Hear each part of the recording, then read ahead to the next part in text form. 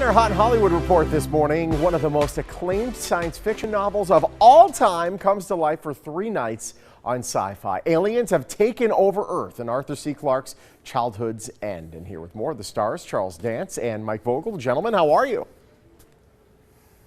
Pretty good, Sean. Thank you. The poster behind you is kind of like is a little bit of foreshadowing as to the doom that might be approaching here. Explain this. A 6-hour event that's happening next week on Syfy. What can we expect from this?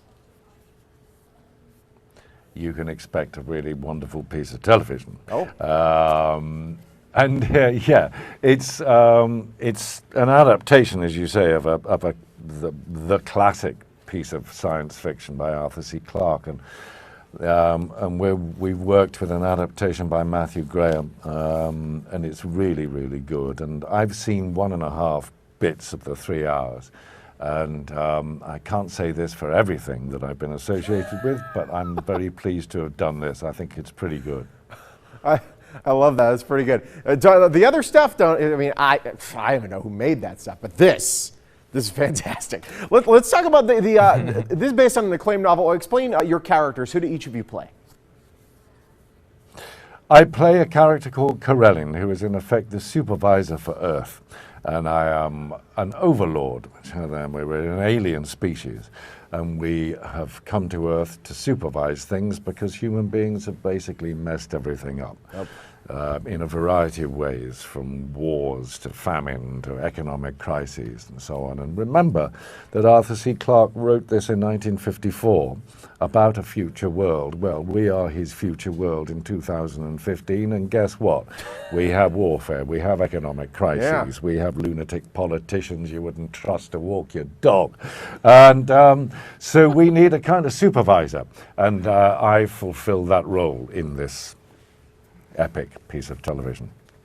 And I play Ricky Stormgren, who acts as the intermediary between the Overlords and humanity, sort of the mouthpiece disseminating the plan as the Overlords move forward with everything. And he's a Midwest farmer from Missouri, and in the original novel, Ricky Stormgren's a 60-year-old politician, head of the UN, and I think very wisely we've changed him to a Midwestern farmer. So it's a natural switch from one to the other.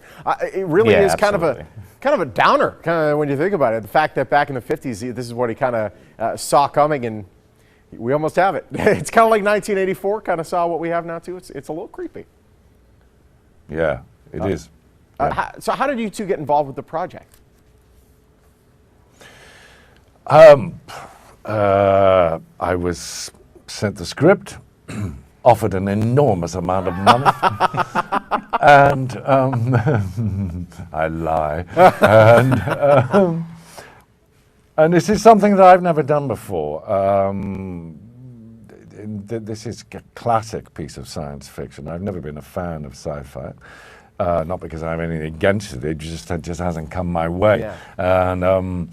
And I read the book and read Matthew Graham's adaptations and thought this will be a bit of a challenge, but I quite like to embrace challenges, so that's why I did it. Yeah, and I think for me it was in reading the script and realizing the sort of the place that this book held in the sci-fi genre. It is sort of the pinnacle of all science fiction works, and with that came a heavy responsibility for sure. But I love the ideas that it dealt with, the questions that it asks, and Arthur C. Clarke's vision into the future. And sadly, that we're exactly where we were back then, right now, if not worse. So, the hope to get people talking and to hold a mirror up and say, all right, here's where we're at. How do we fix it? No question. Well, we hope to ask ourselves those questions while watching the special. We look forward to seeing Childhood's End. Thank you so much, gentlemen. Thank you, Sean. Arthur C. Clarke's Childhood's End. It's next Monday through Wednesday over at Syfy, a 3-night adaptation. It starts at 8 p.m. each night. For more information, that website's on your screen. Dow.